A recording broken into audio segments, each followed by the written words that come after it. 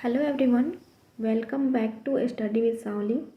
Friends, आज के इस वीडियो में हम लोग हिस्ट्री के इम्पॉर्टेंट एमसीक्यू करने वाले हैं जो कि बीपीएससी के प्रीवियस ईयर क्वेश्चन है। ठीक है, प्रीवियस ईयर क्वेश्चन आप सभी के लिए काफ़ी इम्पॉर्टेंट है। ठीक है, और देखिए फ्रेंड्स, अगर आप बिहार एसआई बीपीएससी टीचर किसी भी एग्ज़ाम की तैयारी कर रहे हैं तो ये वीडियो आप सभी के लिए काफ़ी इम्पॉर्टेंट होगी। तो चलिए फ्रेंड्स, आज की वीडियो स्टार्ट करते हैं। फर्स्ट में हम लोग देखेंगे एंशिएंट हिस्ट्री के क्वेश्चन। ठीक है, तो फर्स्ट क्वेश्चन है, अपने शिलालेखों में अशोक सामान्यतः किस नाम से जाने जाते हैं। तो देखिए फ्रेंड्स, अशोक का नाम अशोक केवल लघु शिलालेखों से मिला है। ठीक है, और अन्य सभी अभिलेखों में अशोक का को देवना प्रियदर्शी की उपाधि के रूप में अंकित किया गया है, यानी कि इसका आंसर हो जाएगा प्रियदर्शी, बी। नेक्स्ट है, इनमें से कौन गुप्त काल में औषधि के क्षेत्र में अपने कार्य के लिए जाने जाते हैं।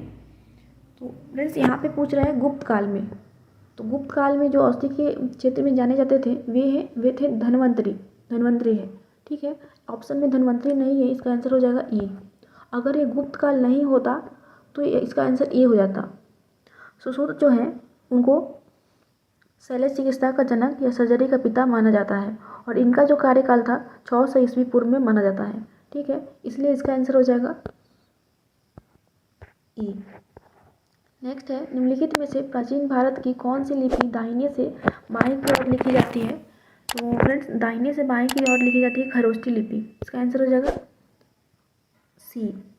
खरोष्ठी लिपि प्राचीन भारतीय लिपि थी जिसे दाएं से बाएं की ओर लिखा जाता था। ठीक है, और यह लिपि भारत के पश्चिमोत्तर यानी कि गंधार क्षेत्र में भाग में प्रचलित था। ठीक है, और भारत के पश्चिमोत्तर भाग में अशोक के शिलालेखों पर खरोष्ठी लिपि का प्रयोग किया गया था। ठीक है, नेक्स्ट है, निम्नलिखित में से कौन सा बंदरगाह गुप्त काल में उत्तर भारतीय व्यापार के लिए उपयोग किया जाता था। तो फ्रेंड, उत्तर भारतीय व्यापार के लिए ताम्रलिप्ति बंदरगाह प्रयोग किया जाता था। देखिए फ्रेंड, ताम्रलिप्ति जो था ये भारत के पूर्वी तट पर स्थित ताम्रलिप्ति शहर का ताम्रलिप्ति बंदरगाह गुप्त काल का प्रमुख बंदरगाह था। ठीक है, और यहाँ से दक्षिण एशिया और दक्षिण पूर्व एशिया में व्यापार किया जाता था, और पश्चिम तट के बंदरगाह जो कि बरौज था, यहाँ से पश्चिम एशिया से व्यापार किया जाता था। ठीक है, तो इसका आंसर हो जाएगा बी।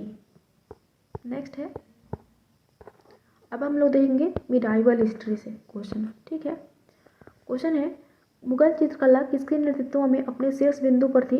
तो फ्रेंड्स, ये क्वेश्चन हम लोग लास्ट वीडियो में भी देखे थे। देखिए, जहांगीर का जो शासनकाल था उसे चित्रकला का स्वर्ण युग माना जाता है। ठीक है, और जहांगीर स्वयं चित्रकला के श्रेष्ठ पारखी था। ठीक है, उसने तुजो के जहांगीरी में लिखता है कि वह किसी भी चित्र को देखकर बता सकता है कि आंखें किसने बनाई, नाक किसने बनाई। ठीक है, और उसके जो प्रमुख चित्रकार दरबारी थे तो उनका नाम ध्यान रखना है, उस्ताद मंसूर, मुराद, अबुल हसन, बिशन दास आदि। ठीक है, तो इसका आंसर हो जाएगा जहांगीर। नेक्स्ट है, मध्यकालीन भारत में मनसबदारी व्यवस्था क्यों लागू की गई। तो देखिए फ्रेंड्स, मनसबदारी व्यवस्था शुरू किया गया था अकबर के द्वारा। ठीक है, और यह एक क्या था, मनसबदारी व्यवस्था का संबंध जो था सैन्य प्रशासन से था। ठीक है, तो इसका आंसर सैनिकों की सुगमता के प्रति हेतु। और यह मनसबदारी व्यवस्था फ्रेंड्स मंगोलों के दशमलव पद्धति पर आधारित थी। ठीक है, नेक्स्ट है, अष्टप्रधान का गठन किसने किया था। तो फ्रेंड्स, अष्टप्रधान का गठन किया गया था शिवाजी के द्वारा, ये इंपॉर्टेंट है। और इसी के प्रमुख जो थे अष्टप्रधान के वो पेशवा थे। ठीक है, और जो बाकी अष्टप्रधान में था अमात्य, सुमंत, चिटनीस, ये सब ध्यान रखना है, सेनापति, ये सब आपको ध्यान रखना है, कभी कभी पूछ लिया जाता है। नेक्स्ट है, दिल्ली के किस सुल्तान ने सबसे ज़्यादा नहरों का निर्माण किया था।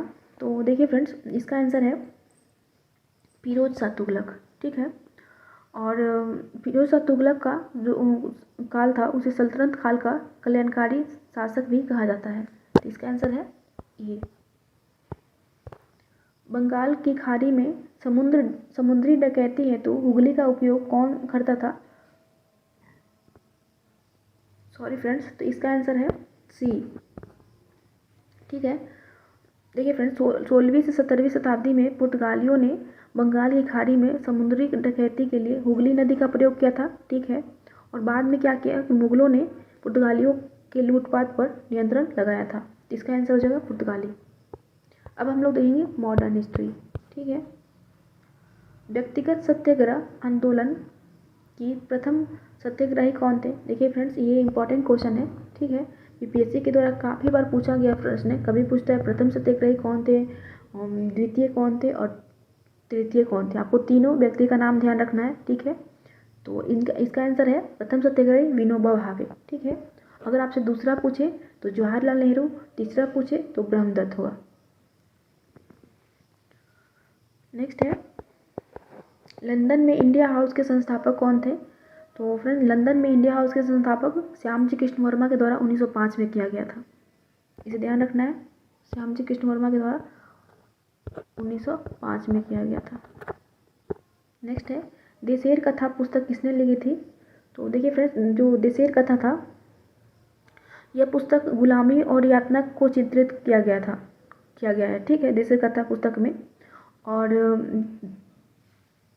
ये एक बांग्ला पुस्तक है और इसका प्रकाशन 1904 में किया गया है। ठीक है। इसका प्रकाशन 1904 में सखा राम गणेश देवशंकर के द्वारा किया गया है। इसका आंसर ई हो जाएगा।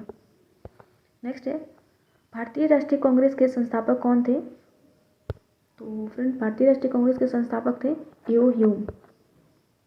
और भारतीय राष्ट्रीय कांग्रेस की स्थापना कब हुआ? 28 दिसंबर 1885 को। और कहाँ हुआ? तो बम्बई में हुआ, गोकुल दास तेजपाल संस्कृत कॉलेज में। और प्रथम अध्यक्षता किसने किया था? तो वे किए थे WC बनर्जी। ठीक है, इतना आपको ध्यान रखना है। नेक्स्ट है, स्वराज मेरा जन्मसिद्ध अधिकार है और मैं इसे लेकर रहूँगा, किसने कहा था? तो बाल गंगाधर तिलक का यह कथन था, स्वराज मेरा जन्मसिद्ध अधिकार है और मैं इसे लेकर रहूँगा। और बाल गंगाधर तिलक के बारे में बात करें फ्रेंड्स, इनसे तो इम्पॉर्टेंट क्वेश्चन बनते हैं। तो इनका जो 2 समाचार पत्र है उसे ध्यान रखना है, मराठा और केसरी। ठीक है। और लैंग्वेज भी पूछ लेता है कि मराठा किस लैंग्वेज में है। तो मराठा जो है वो अंग्रेजी भाषा में है और केसरी जो है वो मराठी भाषा में है। ठीक है। और इनके द्वारा 2 उत्सव शुरू किया गया था, गणेश उत्सव और शिवाजी उत्सव। ध्यान रखना है। और इन्होंने 1916 में इंडियन होम रूल लीग की शुरुआत की थी। और बाद में एनी बेसेंट भी इंडियन होम रूल में उन्होंने भी शुरुआत किया था। ठीक है। तो 1916 में बाल गंगाधर तिलक के द्वारा इंडियन होम रूल लीग की शुरुआत की गई थी। ठीक है, इतना को ध्यान रखना है। नेक्स्ट है, रविन्द्रनाथ टैगोर ने अपनी नाइटहुड उपाधि किस कारण त्याग दी थी? तो फ्रेंड्स, जलियांवाला बाग हत्याकांड के बाद रविन्द्रनाथ टैगोर ने अपनी नाइटहुड उपाधि त्याग दी थी। इसका आंसर हो जाएगा सी। और इन्हें ब्रिटिश सरकार के द्वारा 1915 में नाइटहुड की उपाधि मिली थी। भारत सेवक समाज की स्थापना किसने की थी? तो भारत सेवक समाज सर्वेंट्स ऑफ इंडिया सोसाइटी की स्थापना किसने की थी? तो गोपाल कृष्ण गोखले ने 1905 महाराष्ट्र में की थी। ठीक है, इसे ध्यान रखना है। नेक्स्ट है, काकोरी ट्रेन डकैती कांड किन क्रांतिकारियों को फांसी की सज़ा दी गई थी? तो फ्रेंड्स, इनमें काफ़ी लोगों को फांसी दी गई थी, लेकिन जो इम्पॉर्टेंट है, एग्जाम में पूछा जाता है, वो है राम प्रसाद बिस्मिल और अशफाक उल्लाह। ठीक है, राम प्रसाद बिस्मिल और अशफाक उल्लाह को फांसी दी गई थी। और अभी तो काकोरी ट्रेन डकैती कांड का नाम तो बदल गया है। ठीक है, जो काकोरी अभी जो षड्यंत्र था, अब इसका नाम एक्शन हो गया है। ठीक है, इसे ध्यान रखना है, काकोरी षड्यंत्र हो गया है। और ये कब का बात है? तो 9 अगस्त 1925 में हुआ था। ठीक है, 9 अगस्त 1925 में। इंडिया फॉर इंडियंस किताब किसने लिखा है? तो इंडिया फॉर इंडियंस ये है भारत भारतीयों के लिए पुस्तक जो है वो चित्तरंजन दास के द्वारा, CR दास के द्वारा लिखा गया है। इसका आंसर हो जाएगा ए। ठीक है। और बात करें चित्तरंजन दास का, तो फिर इन्होंने स्वराज पार्टी की स्थापना की थी। कब? तो 1923 में। और असहयोग आंदोलन के बाद किसके साथ? तो चित्तरंजन दास और मोतीलाल नेहरू के द्वारा स्वराज पार्टी की स्थापना की गई थी 1923 में। ठीक है, नेक्स्ट है सत्यशोधक समाज की स्थापना किसने की थी? तो फ्रेंड्स ये इम्पॉर्टेंट है, ज्योतिबा फुले के द्वारा सत्यशोधक समाज की स्थापना की गई थी। और ज्योतिबा फुले की पुस्तक है जिसे आपको ध्यान रखना है, गुलामगिरी। ये पूछा जाता है गुलामगिरी पुस्तक किसकी है, किसकी रचना है? तो ज्योतिबा फुले की।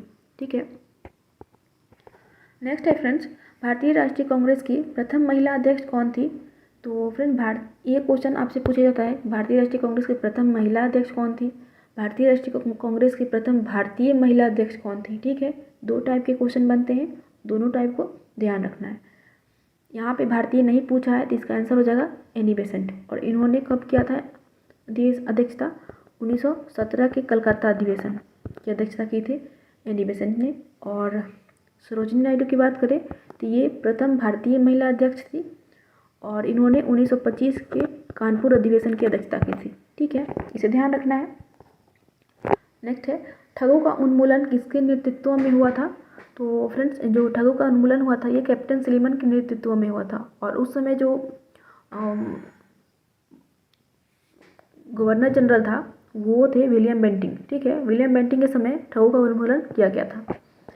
नेक्स्ट है अफगानिस्तान के प्रति आक्रामक नीति किस वायसराय ने अपनाई थी? तो फ्रेंड्स इसका आंसर है लॉर्ड लिटन।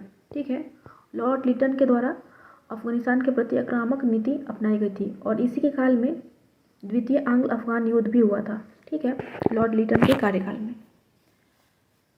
नेक्स्ट है फ्रेंड्स 1930 में महात्मा गांधी ने सविनय अवज्ञा आंदोलन कहाँ से प्रारंभ की थी? तो महात्मा गांधी के द्वारा सविनय अवज्ञा आंदोलन शुरू किया गया था 6 अप्रैल 1930 को।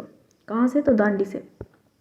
ठीक है, साराबंदी आंदोलन 1922 किसके नेतृत्व में प्रारंभ हुआ था? तो फ्रेंड्स साराबंदी आंदोलन जो सरदार वल्लभ भाई पटेल के नेतृत्व में हुआ था, इसका आंसर हो जाएगा बी। और फ्रेंड्स सरदार वल्लभ भाई पटेल के द्वारा और भी जो इम्पोर्टेंट है उसे ध्यान रखना है, इन्होंने खेरा आंदोलन जो कि 1918 और बारदोली सत्याग्रह जो कि 1928 में हुआ था में भी इनका महत्वपूर्ण भूमिका है। ठीक है, ध्यान रखना है। नेक्स्ट है भारत के विभाजन के समय भारतीय राष्ट्रीय कांग्रेस के अध्यक्ष कौन थे? तो भारत के विभाजन कब हुआ फ्रेंड्स? 1947 में। ठीक है, उस समय भारतीय अध्यक्ष कौन थे? तो जेपी कृपलानी। और इन्हें अध्यक्ष के पद कब दिया गया था? तो 1946 में। ठीक है, नेक्स्ट है वह प्रथा जिसके तहत किसान स्वयं भूमि का मालिक होता है और सरकार को भू राजस्व के भुगतान के लिए जिम्मेदार माना जाता है। तो इसका आंसर होगा फ्रेंड्स कौन सी प्रथा में किसान स्वयं भूमि का मालिक होता है और सरकार को भू राजस्व के भुगतान के लिए जिम्मेदार माना जाता है? तो इसका आंसर है रैयतवाड़ी प्रथा। रैयतवाड़ी प्रथा में किसान स्वयं का मालिक होता है और ये लागू किया गया था थॉमस मुनरो के द्वारा। और कभी कभी जगह पे भी पूछ लिया जाता है, तो ध्यान रखना है मद्रास, बम्बई और असम में लागू की गई थी। ठीक है, मद्रास, बम्बई और असम में रैयतवाड़ी प्रथा लागू की गई थी थॉमस मुनरो के द्वारा। ठीक है, तो फ्रेंड्स आज का ये रहा 26 क्वेश्चन जो कि काफ़ी इम्पॉर्टेंट क्वेश्चन है आपके सारे एग्ज़ाम के लिए। अगर आपको वीडियो अच्छा लगे तो अपने दोस्तों के साथ शेयर करें। नेक्स्ट वीडियो में मिलते हैं। Thank you.